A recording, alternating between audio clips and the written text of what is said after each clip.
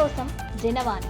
ఢిల్లీలో ఎర్రకోట మెట్రో సమీపంలో భారీ పేలుడు. దేశంలో ఉగ్రవాదుల కుట్రలు భగ్నమవుతున్న వేళ రాజధాని ఢిల్లీలో పేలుడు జరగడం పెను ప్రకంపనలు సృష్టిస్తోంది. ఇటీవలి కాలంలో దేశంలో ఉగ్రవాద దాడులకు పాల్పడేందుకు కుట్రలు చేసిన పలువురిని అరెస్ట్ చేయడం, వారి ప్రయత్నాలను ఫెయిల్ చేయగా హర్యానాలో జరిగిన సంఘటన దేశవ్యాప్తంగా చర్చనీయాంశంగా మారిన సంగతి తెలిసిందే. హర్యానాలో భారీ మొత్తంలో ఆర్డీఎక్స్ పట్టుబడటం దేశం మొత్తాన్ని వణికించింది. అయితే ఇది జరిగిన కొన్ని గంటల్లోనే దేశ రాజధానిలో భారీ పేలుడు చోటు చేసుకోవడం తీవ్ర అనుమానాలకు తావిస్తోంది. ఢిల్లీలోని ఎర్రకోట మెట్రో స్టేషన్ వద్ద కారులో ఈ పేలుడు సంభవించినట్లు స్థానికులు వెల్లడించారు. ఎర్రకోట గేట్ నంబర్ 1 వద్ద ఆపి ఉంచిన కారులో ఈ భారీ పేలుడు జరిగినట్లు సంబంధిత వర్గాలు పేర్కొన్నాయి. సోమవారం సాయంత్రం 6:45 ఈ పేలుడు సంభవించినట్లు తెలిపాయి. ఈ పేలుడు ధాటికి పక్కనే ఉన్న 8 కార్లు పూర్తిగా ధ్వంసమయ్యాయి. ఈ పేలుడుతో సమీపంలో ఉన్న షాపులు కూడా దెబ్బతిన్నాయి. ఈ ఘటనలో ఇప్పటిదాకా 8 మంది మృతి చెందగా వారి మృతదేహాలు ఛిద్రమైనట్లు స్థానికులు చెబుతున్నారు. పేలుడు సంభవించగానే ఒక్కసారిగా మంటలు చెలరేగాయని ప్రత్యక్ష సాక్షులు తెలిపారు. ఈ పేలుడుతో అక్కడ ఉన్న పదుల సంఖ్యలో జనం తీవ్రంగా గాయపడ్డారు. వారిని వెంటనే దగ్గరలో ఉన్న